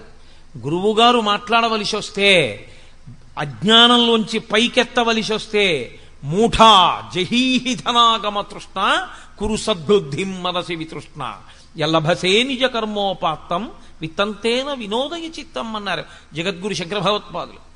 కాబట్టి జగద్గురువైనటువంటి కృష్ణ పరమాత్మ మాట్లాడుతున్నారు కురుక్షేత్రంలో. అర్జునుడి కొరకు కాదు, తర్వాతి కాలంలో, తర్వాతి యుగాలలో, తర్వాత దేశకాలముల యందు వచ్చేటటువంటి సమస్త మనుష్య జాతి ధర్మమునందు వైక్లభ్యమును పొందితే భగవద్గీతయే శరణ్యం. మళ్ళీ ధర్మమును ఊంచుకోవడానికి ఏ ఆశ్రమంలో ఉన్న వాళ్ళ ధర్మమైనా సరే వాళ్ళు పట్టుకోవాలి అంటే ఒక్కొక్క ఆశ్రమానికి ఒక్కొక్క ధర్మం ఉంటుంది. బ్రహ్మచారి ధర్మం బ్రహ్మచారిది, గృహస్థు ధర్మం గృహస్థుది, వానప్రస్థు ధర్మం వానప్రస్థుది, సన్యాసి ధర్మం సన్యాసిది. తప్ప సన్యాసి ధర్మాన్ని గృహస్థు పట్టుకోకూడదు, వానప్రస్థు ధర్మాన్ని బ్రహ్మచారి పట్టుకోకూడదు, బ్రహ్మచారి ధర్మాన్ని గృహస్థు పట్టుకోకూడదు. ఎవడి ధర్మాన్ని వాడు పట్టుకోవాలి. ఒకటి ధర్మాన్ని ఒకడు పట్టుకుంటే పాడైపోతాడు. బ్రహ్మచారి తలకాయ దూకోకూడదు, గృహస్థు తలకాయ దూకోవాలి. బ్రహ్మచారి తాంబూలం వేసుకోకూడదు, గృహస్థు తాంబూలం వేసుకోవచ్చు. గృహస్థు రేపటి కొరకు దాచుకోవచ్చు. సన్యాసికి ఈ పూట అన్నం దొరికితే మళ్ళీ సాయంకాలం అన్నం కోసం దాచుకోవడానికి వీల్లేదు సన్యాసి. గృహస్థు బయట వర్షం పడుతుంటే ఇంట్లో పొయ్యి మీద అన్నం వండుకోవచ్చు. సన్యాసి ఎట్టి పరిస్థితుల్లో అగ్నిహోత్రం మీద ఏది వండుకు తినకూడదు. అగ్నిని ముట్టుకోడు కాబట్టే చివరి శరీరాన్ని కూడా అగ్నిలో వ్రేల్చారు, భూమిలో పాతిపెట్టేస్తారు. ఎవరి ధర్మం వారిది. బట్ట మార్చుకున్నది ధర్మం కాదు, లోపల మనసు మార్చుకుని పట్టుకున్నది ధర్మం. లోపలి మార్పు రాకుండా పైకి తెచ్చుకున్నటువంటి మార్పులు డాంబికాలు, ఆడంబరాలు. ఇది తెగేసి చెప్పేస్తున్నాడు కృష్ణ పరమాత్మ. ఎవరు ఏది పట్టుకోవాలో అదే పట్టుకోవాలి. గృహస్థాశ్రమంలో ఉన్నవాడు కాషాయం కట్టుకోకూడదు. కాషాయం కట్టుకున్నా, కాషాయం వేసుకున్నా వాడు సర్వాన్ని పరిత్యజించేశాడని గుర్తు. అన్నీ విడిచిపెట్టేస్తే కాషాయం వేసుకోవాలి. విడిచిపెట్టకుండా కాషాయం వేసుకుని తిరగకూడదు. తెల్లటి బట్ట మాత్రమే కట్టుకోమని వేదంలో పటలపన్నం చెప్తోంది. గృహస్థుకి తెల్లటి వస్త్రం వినా కాషాయాన్ని ఇంట్లో తెచ్చిపెట్టుకునే అధికారం కూడా లేదు. ఒక్క సన్యాసికి మాత్రమే నిర్దేశింపబడిన రంగు కాషాయం. ధర్మం ధర్మమే, నేను చెప్తే ధర్మం కాదు, వేదం చెప్తే ధర్మం. వేదం ఏం చెప్పిందో అది ధర్మం. అది కాదని మీరు ప్రవర్తిస్తే మీరు వేదాన్ని తిరస్కరించిన వారు అవుతారు, ధర్మమునందు మీరు వైక్లభ్యమును పొందిన వారు అవుతారు. తప్పించి నాకు ఇది బాగుందండి నువ్వు చేయడానికి వీల్లేదు, నీకు ఏది వేదం చెప్పిందో అది మాత్రమే నువ్వు చేయవలసి ఉంటుంది. ఆ వేదం చెప్పిన దాన్ని ధైర్యంగా చెప్పిన వాడెవడో వాడే గురువు. గురువుకున్న ఒకే ఒక ఆస్తి ధైర్యం. తప్ప తానే భయపడిపోయిన వాడు ధర్మాన్ని చెప్పడానికి ఏం పనికొస్తాడు? కాబట్టి నిర్భయంగా చెప్పగలిగిన వాడే గురువు. కాబట్టి జగద్గురువు అయినటువంటి కృష్ణ పరమాత్మకు భయం ఎక్కడుంటుంది? ఆయన నిర్భయస్తుడు. కాబట్టే మహానుభావుడై నువ్వు అటువంటి నపుంసకత్వాన్ని పొందకు. పురుషుడివి పురుషుడిగా నిలబడు. ఏ పని చెయ్యాలో ఆ పని చేయడానికి సిద్ధపడు. యుద్ధాన్ని చేయవయా? ఏమిటిది? చంపేస్తానంటున్నావే. నేను చంపేస్తే వాళ్ళందరూ చచ్చిపోతున్నారంటున్నావు కదా. నేను నీకొక్క మాట చెప్పేస్తాను, బాగా జ్ఞాపకం పెట్టుకో. అప్పుడు కాదండి, అప్పటి నుంచి ఎప్పటికీ ఇది చెప్పినంత మాత్రాన నాకు మొహం పోయింది అనుకుంటున్నారా? నాకు బాగా పట్టుకుని ఉన్నదే మొహం. అది పోవడానికే నేను చేసుకునే ప్రయత్నం. దేహినోస్మిన్ యథా దేహే కౌమారం యవ్వనం జరా తథా దేహాంతర ప్రాప్తి దేహిస్తత్యనుముచ్యతే ధీరస్తత్రనుముచ్యతే. నాయన బాగా విను అర్జున, లోకంలో దేహినోస్మిన్ యథా దేహే, దేహి అని ఒకడు ఉంటాడు, దేహము అని ఒకటి ఉంటుంది. ఇప్పుడు నా శరీరం ఉంది, నా శరీరము ఈ వస్త్రాన్ని కట్టుకుంది. ఈ వస్త్రము నేను కాదు. అజ్ఞానము చేత నేనేమంటూ ఉంటానంటే ఇది చూపించి ఇది నేనంటూ ఉంటాను. కానీ యథార్థమునకు ఇది కూడా నేను కాదు. దీని లోపల ఉన్నాను నేను, అసలు నేను లోపల ఉన్నాను. ఆ నేనన్నది ఏదుందో అదే అందరూ ఇలా చూపించినప్పుడు అంటారు. ఇలా చూపించినప్పుడు అందరూ చెయ్యిటి తిరిగితే అనేది నేను ఇక్కడ కూర్చుని నేను అన్నప్పుడు ఇలా చూపిస్తాను. మీరు ఎవరు నేనన్నా అలా తప్ప ఇంకోలా అనడానికి ఉండదు. అందరూ ఏమంటారంటే నేనన్నప్పుడు ఇలాగే చూపించుకుంటారు. నువ్వన్నప్పుడు మీకు నేను ఇలా అన్నారు, నేను మిమ్మల్ని చూపిస్తే నేనన్న ఇలా చూపించి నువ్వు అంటాను. అక్కడుంది అజ్ఞానం. మరి అందులో ఉన్న నేను ఇందులో ఉన్న నేను ఒకటే. అందులో ఉన్న నేను కాకలుంది, ఇందులో ఉన్న నేను కాకలుంది. అందులో ఉన్న నేనుకి దాహం ఉంది, ఇందులో ఉన్న నేనుకి దాహం ఉంది. ఇందులో ఉన్న నేనుకి బడలికుంది, అందులో ఉన్న నేనుకి బడలికుంది. అందులో ఉన్న నేనుకి వృద్ధాప్యం ఉంది, ఇందులో ఉన్నటువంటి నేనుకి వృద్ధాప్యం అంటే పై శరీరానికి ఉంది. లోపల ఉన్నటువంటి నేను మాత్రం ఎప్పుడు అలా సాక్షిగా ఉంటోంది. ఇవన్నింటినీ శరీరం పొందుతుంటే ఆ లోపల ఉన్న నేను దీనికి ఆకలేస్తోందని అందులోనూ తిని తృప్తి పొందుతోంది. ఇక్కడ లోపల ఉన్న నేను దీనికి ఆకలేస్తోందని ఇందులో ఏదైనా వేస్తే తృప్తి పొందుతోంది. ఇందులో ఉన్న నేను ఎలా తృప్తి పొందుతుందో ఆకలేసినప్పుడు అందులో ఉన్న నేను కూడా అలాగే తృప్తి పొందుతుంది. కాబట్టి నేను అన్నప్పుడు నాలో ఏదుందో అదే అందులోనూ ఉంది తప్ప ఇంకోటి లేదు. ఉన్నది ఆ పదార్థమే, ఆ పదార్థమే నేనన్నప్పుడు ఉంది, ఆ పదార్థమే నువ్వన్నప్పుడు ఉంది. కానీ అజ్ఞానం అంతా ఎక్కడొచ్చేస్తోందంటే మధ్యలోకి నువ్వన్నప్పుడు వేరైపోతావు. వాడేమైపోయినా పర్వాలేదు, నేను బాగుంటే బాగుండంటున్నాడు. కాదు, ఇందులో ఉన్నవాడికి దీనిలో ఆకలేసినప్పుడు, దీంట్లో పదార్థం పడేసినప్పుడు ఇది ఎలా తృప్తి పొందుతుందో, నాలో నేను అనబడేటటువంటిది ఎలా సంతోషిస్తుందో, ఆ నేనే అందులో కూడా ఉంది. ఆ నేను కూడా అలాగే సంతోషిస్తుంది. అందులో ఆకలేసినప్పుడు పడేస్తే పాపం అది కూడా ఖాళీగా ఉంది, అది కూడా అన్నం లేక ఏడుస్తోంది. అందులో కూడా ఇంత పడేస్తే అందులో నేను సంతోషిస్తుంది, ఇందులో నేను సంతోషిస్తుంది. ఆ నేనుకి ఈ నేనుకి తేడా లేదుగా, ఒకటే నేను. కాబట్టి ఉన్నది ఆ నేనే, సమస్తమంతా ఆ నేనే ఉన్నాను. బట్టలు మారే అంతే. బట్టలు ఏవి కట్టుకుంటే ఏమిటంటే లోపలి నేను ఒక్కటే ఉన్నది. కాబట్టి దేహినోస్మిన్ యథా దేహే, దేహి లోపల ఉన్నవాడు ఈ దేహమును తొడుక్కుంటున్నాడు. తొడుక్కున్నది దేహమైంది. ఎందుకని? ఇది ఉండేది కాదు, దాని పేరే దేహము. దేహము అంటే కాలిపోతుంది. దహింపబడేదేదో దానికి దేహమని పేరు. ఏ దేహమైనా కానివ్వండి, నేను తొడుక్కున్న ప్రతి దేహము కాలిపోవలసిందే. ఎన్ని దేహములను మీరు లోకంలో చూస్తున్నారో అన్ని దేహములు చిట్ట చివరికి కాల్చబడతాయి. నేను తొడుక్కున్న ఈ దేహమైనా, మీ అందరూ తొడుక్కున్న దేహములైనా, కొంతమంది ముందు కొంతమంది వెనక, అంతే తేడా తప్ప అన్ని శరీరములు అన్ని దేహములు కాలిపోవలసిందే. కానీ అర్జున, వచ్చిన పెద్ద సమస్య అంతా ఎక్కడుందో తెలుసా? మూడింటిలో అనుభవాన్ని పొందుతున్నాడు మనిషి.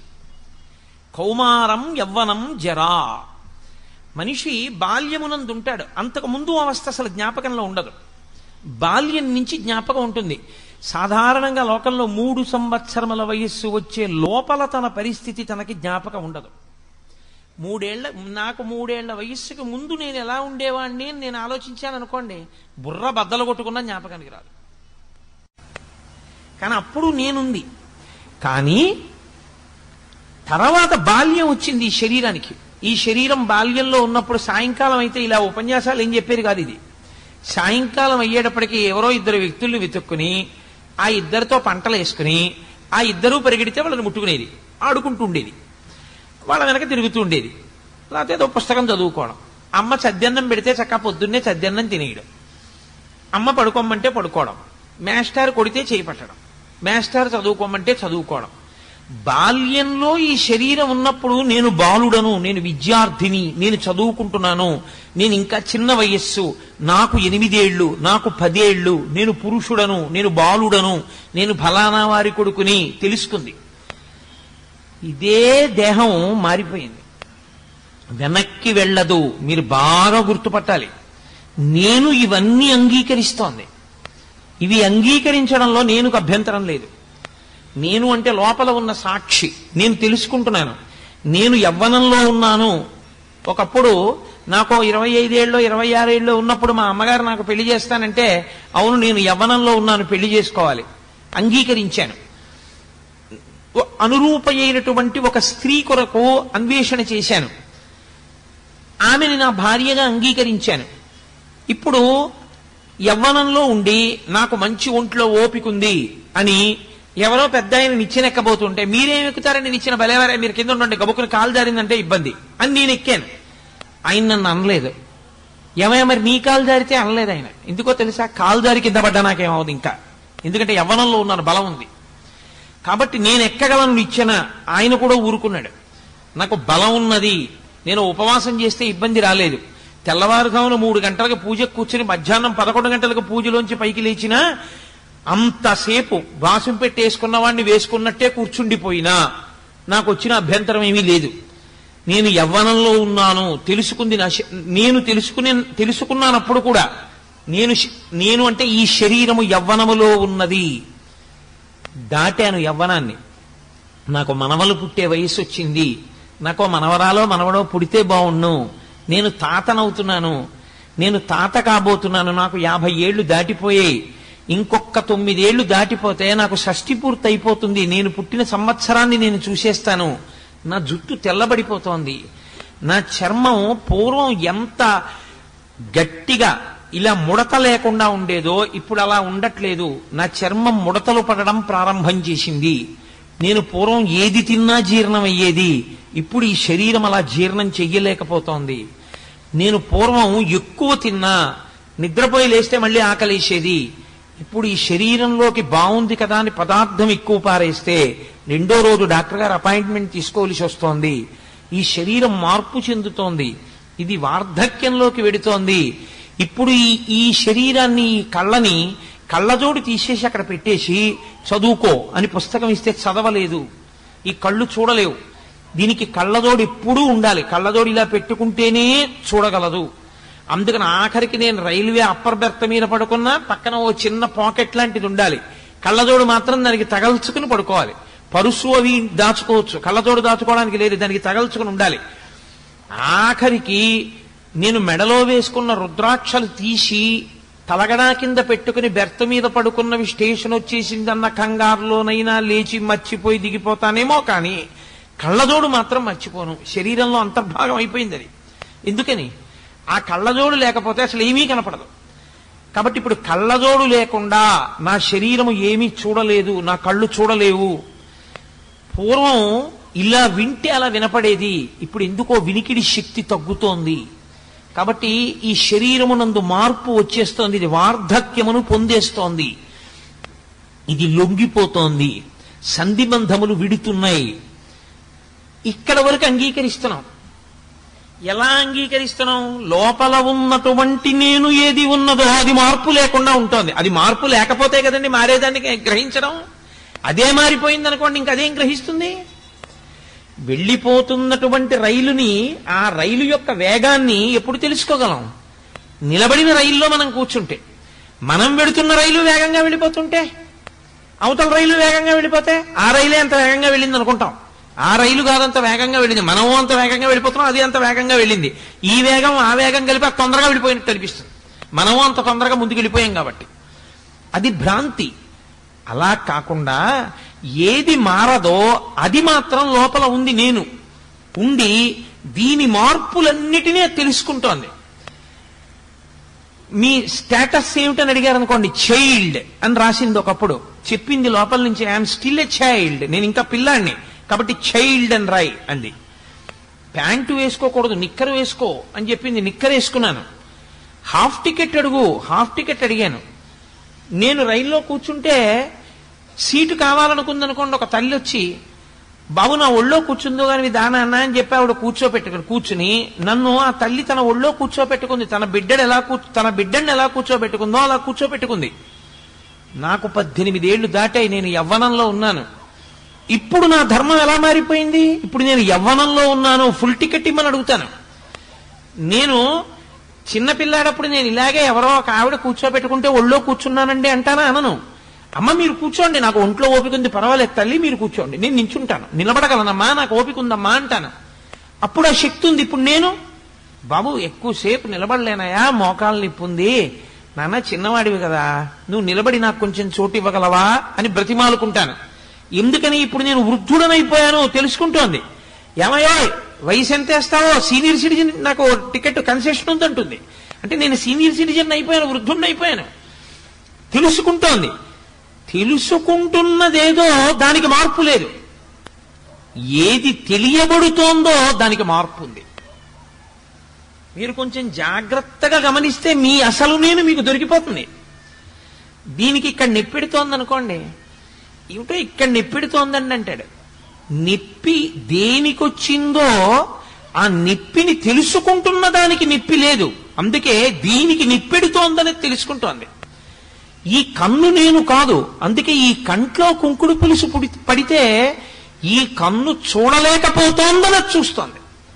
అది చూడలేని దాన్ని చూస్తోంది కన్ను, లోపల ఉన్న నేను తప్ప. కన్నే నేననుకోండి, కన్ను చూడలేకపోతే ఇక కన్ను చూడలేకపోతోందని నేను ఎక్కడ చూస్తాను? కన్ను చూడలేకపోతోందని చూస్తున్నవాణ్ణి నేను. ఈ శరీరమునకు నొప్పి పెడుతోందని తెలుసుకుంటున్నవాణ్ణి నేను. ఈ శరీరము బాల్యమునందున్నది అని తెలుసుకున్నవాడను నేను. ఈ శరీరము యవ్వనములోకి వెళ్ళింది అని తెలుసుకున్నవాడను నేను. మార్పు లేదు. బాల్యమునందు మార్పు లేదా, నేను అలాగే ఉంది. యవ్వనంలోకి శరీరం వచ్చింది, నేను ఎందు మార్పు లేదు, శరీరం మారింది. శరీరము వార్ధక్యంలోకి వెళ్ళింది, నేను ఎందు మార్పు లేదు, ఇది వార్ధక్యంలోకి వెళ్ళిందని తెలుసుకుంది. నీకు తెలియంది ఒక్కటే ఉంది, అందుకనే భయపడుతున్నావు అన్నారు కృష్ణ పరమాత్మ. ఏది నీకు తెలియదో తెలుసా? ఇది పడిపోతుంది. నీ భయం అంతా ఏమిటంటే, ఇది పడిపోయినా నీవు ఎవరి మీద అత్యంతాభిమానం పెట్టుకున్నావో వాళ్ళ శరీరం పడిపోయినా ఇక వాళ్ళుండరు, ఇది పడిపోతే నువ్వు ఉండవు అని నువ్వు అనుకుంటున్నావు. బాల్యంలో ఉన్న నీ శరీరం యవ్వనంలోకి వెడితే లోపల ఉన్న నేను లేకుండా పోయిందా? ఉందిగా. యవ్వనంలో ఉన్న నీ శరీరం వార్ధక్యాన్ని పొందితే లోపల ఉన్న నేను లేకుండా పోయిందా? ఉందిగా. వార్ధక్యంలో ఉన్న శరీరం పడిపోతే లోపల ఉన్న నేను లేకుండా పోతుందని ఎందుకు అనుకుంటున్నావు? ఉంటుంది. మరి ఉంటే అప్పుడు దానికి శరీరం తదా దేహాంతర ప్రాప్తి, మళ్ళీ ఇంకో శరీరాన్ని పొందుతుంది. అలా ఎందుకు పొందడం? ఇందులోనే ఎందుకు ఉండిపోకూడదు? అంటే దానికి ఒక లక్షణం ఉంది. బాగా జీర్ణమైపోయినటువంటి దానిలో తాను ఉండదు. ఇది ఆ జీవుడికి ఉన్న లక్షణం అండి. అందుకే ఇల్లు కప్పంతా కన్నాలు పడిపోయింది అనుకోండి, పాడు పడిపోయింది అనుకోండి ఇల్లు, అబ్బాయి ఇందులో ఉండలేమండి అని వెళ్ళిపోతాడు. పెంకులన్నీ రాలిపోయి అంతా కన్నాలు పడిపోయి వర్షం పడిపోయి సూర్యకిరణాలు పడిపోతున్నాయి అనుకోండి, ఇల్లు పాడైపోయిందండి, శిథిల గృహం అయిపోయింది, ఇందులో నేను ఉండనని ఆ ఇంట్లోంచి బయటికి వెళ్ళిపోతాడు. ఏదో 4 గోడలు ఉన్నాయి కదండి, ఓ 4 దొంగలు ఉన్నాయిగా అందులో ఉంటానంటాడా? అనడు. సూర్యుడు చంద్రుడు ఇద్దరు కిరణముల లోపల పడితే తానుండకుండా బయటికి వెళ్ళిపోతున్నాడు. వాన ఎండ లోపలికి వస్తే నేను ఉండనంటున్నాడు. ఇది కూడా జీర్ణమైపోయి జర్జరీభూతమైపోతే ఇక తాను తినలేక, ఇక తాను త్రాగలేక, తను తిన్నది తనకి జీర్ణము కాక, తను తిన్నది నేనుగా మారక. మీరు చాలా జాగ్రత్తగా గుర్తుపెట్టుకోవాలి ఆ మాట. నేను నీళ్లు తాగితే తాగిన నీళ్లు నేనైపోతాయి. నేను అన్నం తింటే నేను తిన్న అన్నం నేనుగా మారిపోతుంది. నేను ఏది చదువుకున్నానో అది నేనుగా మారిపోతుంది. వార్ధక్యమునందు ఏమైపోతుందో తెలుసా అండి? వీటన్నింటినీ కూడా స్థూల శరీరం తిరస్కరిస్తుంది. తాను ఇంతకుముందు ఏది తెలుసుకుందో దాన్ని స్ఫురణలోకి తేదు. ఇప్పుడు నేను ఇలా ప్రసంగం చేస్తున్నాను, ఇంకో 30 ఏళ్ల తర్వాత ఈశ్వరుడు నాకు ఆయుర్దాయం ఇస్తే నేను వచ్చి ఇలా కూర్చున్నాను అనుకోండి, నేను ఇంత క్రమంలో ఉపన్యాసం చెప్పగలనని నమ్మకం ఏమి ఉండదు. ఆ స్ఫురణ ఉండదు, ఆ జ్ఞాపక శక్తి ఉండదు, క్షీణించిపోతుంది. అప్పుడు ఇలా తాళం చెవులు తీసి ఇలా పక్కనెట్టాను అనుకోండి, తాళాలు ఎక్కడెట్టాను అని వెతుక్కుంటాడు. మనవడు వచ్చి అంటాడు, తాతగారు తాళాలు అక్కడే ఉన్నాయి కదా తాతగారు అంటాడు. పరాకు వచ్చేసిందిరా అంటే తాళం వేశాననుకుంటాడు, వెళ్ళిపోతాడు. తాతగారు తాళం వేయలేదంటారు. చూసావా ఎంత ఇబ్బంది వచ్చిందో, పరాకు ఎక్కడో పెట్టేశానరా అంటాడు. పరాకు వచ్చేస్తోందని బెంగోటి వచ్చేస్తుంది, అదో భయం వచ్చేస్తుంది. కాబట్టి జీర్ణమైపోతుంటే శరీరం, అందులో ఇక జీవుడు ఉండడు. దేహము కాలిపోవడానికి యోగ్యతని పొందేస్తోంది అనుకోండి, తాను ముందే ఖాళీ చేసేస్తాడు. ఇది మీకు అందుకే ఈ జీవలక్షణమే పక్షి దగ్గర ప్రారంభం అవుతుంది. అందుకే సంసారంలో ఉపాధి మనుష్య ఉపాధికి దగ్గరగా ఉంటుంది పక్షి. అందుకే గూడు కట్టుకోవడం, గూడు పాడైపోతే ఎగిరిపోవడం, ఇవన్నీ చేస్తూ ఉంటుంది. మనం చూడండి, ఇల్లు శిథిలమైపోయింది అనుకోండి, ఇక కాపరం ఉండం, విడిచిపెట్టి వెళ్ళిపోతాం. అలాగే అర్జున, ఈ శరీరము జీర్ణమైపోయినా, ఈ శరీరము జీర్ణము కాకపోయినా, ఇక వాసయోగ్యము కాకుండా పోయినా, వాసయోగ్యము కాకుండా ఎప్పుడు పోతుందో తెలుసా అండి? ఇల్లంతా ఉంది, చక్కగా ఉంది, తుఫానుకి కప్పు ఒక్కటి ఎగిరిపోయింది. ఉంటారా? ఉండరు, వెళ్ళిపోతారు ఇంట్లోంచి. ఇల్లంతా ఉంది, పైకప్పులో నల్లత్రాచు దూరింది పెంకుటింట్లో, ఆ ఇంట్లో మీరు పడుకుంటారా? పగయగల్గెనేని పామున్న ఇంటిలో ఉన్న ఎట్లగాక ఎట్టులుండు అంటారు నన్నయ్య గారు భారతంలో. ఇంకా ఇంట్లో మీరు కాపురం చేయరు. మీరు నిద్రపోగానే పాము ఎక్కడి నుంచి దూకుతుందో తెలియదు. ఈ శరీరమునందు అతి ముఖ్యమైనటువంటి వ్యవస్థని ఆపు చెయ్యగలిగినటువంటి స్థితి ప్రవేశించిన అకస్మాత్ కారణము చేత ఛిద్రమైన గూడు, ఏదో పెడుతున్నాడు, జరగరానంత పెద్ద ప్రమాదం జరిగింది, శరీరము ఛిద్రమైంది, ప్రధానమైన అవయవం దెబ్బతినేసింది. ఏ గుండో దెబ్బతింది, ఇహ ఉండడు జీవుడు, బయటికి వెళ్ళిపోతాడు. మెదడు దెబ్బతినేసింది, బయటికి వెళ్ళిపోతాడు. మూత్రపిండాలు రెండు నలిగిపోయాయి, బయటికి వెళ్ళిపోతాడు. ఏవి ప్రధానమో అవి నలిగిపోతే ఇక జీవుడు దాని యందు ఉండడు. ఎందుకంటే ఇందులో ఉండి నేనేం చేయలేను నిర్ణయానికి వస్తాడు. వచ్చి ఉత్క్రమణము, బయటికి వెళ్ళిపోతాడు. కాబట్టి అలా వెళ్ళిపోవడం వరకు నువ్వు ఒప్పుకుంటున్నావు, అక్కడ వరకు నీకు తెలుస్తోంది. నీకు భయం ఎందుకు వచ్చిందో తెలుసా? బాల్యములోంచి యవ్వనంలోకి వెళితే భయపడలేదు, సంతోషపడ్డావు. యవ్వనంలోంచి వార్ధక్యంలోకి వెళ్ళావు, భయపడిపోలేదు, నేనున్నానుగా అన్నావు. ఆ తర్వాత దానికి భయం ఎందుకు పడిపోతున్నావో తెలుసా? అయ్య బాబోయ్ ఇది ఉండదని. ఇది ఉండదేమో కానీ అర్జున, దేహం ఉంటుంది, మళ్ళీ ఇంకో శరీరంలో గడిపోతావు. ఇది విడిచిపెట్టగానే మళ్ళీ ఇంకో శరీరం ఇస్తారు, అందులోకి ఎడతావు. తదా దేహాంతర ప్రాప్తి, అది నీకు తెలియదు కాబట్టి నీకు అనుభవంలో ఉన్నా గుర్తుండదు. అనుభవంలో ఉన్న గుర్తుండని కారణం చేత, లేకపోతే కిందటి జన్మలో శరీరం విడిచిపెట్టి ఈ శరీరంలోకి వచ్చాను నేనేదో శరీరం విడిచిపెట్టకపోతే ఇందులోకి ఎలా వచ్చానండి? ఇందులోకి వచ్చానంటే ఒకటి విడిచిపెట్టి ఇందులోకి వచ్చాను. కానీ మరి విడిచిపెట్టింది ఎందుకు గుర్తులేదు? అది గుర్తుందనుకోండి, నాకు పెద్ద విషయం ఏముందండి, ఇందులో బాల్యం మారి యవ్వనంలోకి వస్తే నేను లేనా? యవ్వనం మారి వృద్ధాక్యంలోకి వెడితే ఇందులో లేనా? దీన్ని విడిచిపెట్టినప్పుడు మళ్ళీ పెడతాను. గతంలో ఓసారి అది విడిచిపెట్టి ఇందులోకి వచ్చాను కదండి, ఇప్పుడంతే ఇది విడిచిపెట్టి మళ్ళీ ఇంకో దాంట్లోకి ఎడతానంటాను. అది జ్ఞాపకం లేదు, అది నీకు స్ఫురణలో లేదు. అలా ఎందుకు మారావో నీకు గుర్తులేదు అర్జున. తదా దేహాంతర ప్రాప్తి, కానీ శరీరం పొందుతావు.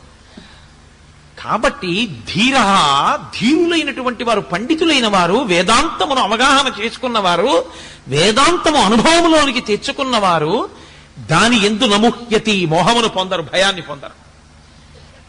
ఆఫ్టర్ ఆల్ ఇది బాల్యంలో ఉన్నప్పుడు భయపడ్డానా? యవ్వనంలో ఉంటే భయపడ్డానా? వార్ధక్యంలో ఉంటే భయపడ్డానా? ఉన్నాను కదా అన్నాను, అప్పుడు ఉంటాను. ఇది విడిచిపెట్టినా ఇంకో దేహంలో ఉంటాను. కాబట్టి ఏమిటి భయం నాకు? కాబట్టి ఇది పడిపోతుంది, నాకేం భయం లేదు. పడిపోతే పడిపోనివయా, ఇది తనంత తాను పండై పడిపోతే ఇందులోంచి ఇంకో దాంట్లో కెడతాను, ఇంకో శరీరంలో కెడతాను. బాల్యంలోంచి యవ్వనంలోకి, యవ్వనంలోంచి వార్ధక్యంలోకి వెళ్ళినందుకు. కాబట్టి ఇంకా ఏడవడం ఎందుకు? దేనికి బాధపడిపోతున్నావు? దేనికి ఏడుస్తున్నావు? శరీరాలు పడిపోతాయి, నేను చంపేస్తానంటా ఏంటి? నువ్వు చంపేస్తే అయిపోతుంది అనుకుంటున్నావా? వాడు ఇంకో శరీరంలోకి వెళ్ళిపోతాడు అంతే. నువ్వు చంపకుండా ఉంటే వాడు ఉండిపోతాడు అనుకుంటున్నావా? జర్జరీభూతం అయిపోయిన తర్వాత వెళ్ళిపోతాడు. మరి నీ కర్తృత్వం ఏంటి? నీ కర్తవ్యం నీది, నీ ధర్మం నీది. నువ్వేం చేయాలో తెలుసా? ధర్మాన్ని నిలబెట్టడానికి ఇప్పుడు ఈ శరీరములను నువ్వు సంహరించాలి. నువ్వు కేవలం నిమిత్తం, అసలు చంపేవాడు ఈశ్వరుడు, వాడు ఒకడు ఉన్నాడు. ఇవన్నీ ఎవడు నడుపుతున్నాడో వాడు అవన్నీ చేసేది. ఇది తెలియక ధీరుడవు కాక మోహాన్ని పొందుతున్నావయా అని. ఇందులో ఒక గొప్ప రహస్యం ఒకటి ఉంది. ఏమండి, బాల్యంలోంచి యవనంలోకి వెళ్ళినప్పుడు నాకు తెలిసిందిగా ఇదే మారింది, బాల్యంలోంచి యవ్వనంలోకి వచ్చిందని. యవ్వనంలోంచి వార్ధక్యానికి వెళ్ళినప్పుడు నాకు తెలిసిందిగా ఇది ముసలితనాన్ని పొందిందని. మరి గత శరీరంలోంచి ఈ శరీరంలోకి వచ్చిందన్న విషయాన్ని గుర్తు లేకుండా ఎందుకు చేశాడు ఈశ్వరుడు? గతంలో నేను ఒక శరీరంలో ఉన్నాను, అదిగో ఆ శరీరం అప్పుడు అక్కడ పడిపోయింది, ఆ తర్వాత నేను ఇందులోకి వచ్చానన్న విషయం గుర్తు లేకుండా ఎందుకు చేశాడు ఈశ్వరుడు? అది కూడా గుర్తుంటే బెంగ లేకుండా ఉండేది కదండి. అది ఎందుకు లేకుండా చేశాడు? ఆ రహస్యాన్ని రేపు విందురుగాని. గంట సమయం అయిపోయింది కాబట్టి రేపు ఆ విషయాన్ని వివరణ చేస్తాను.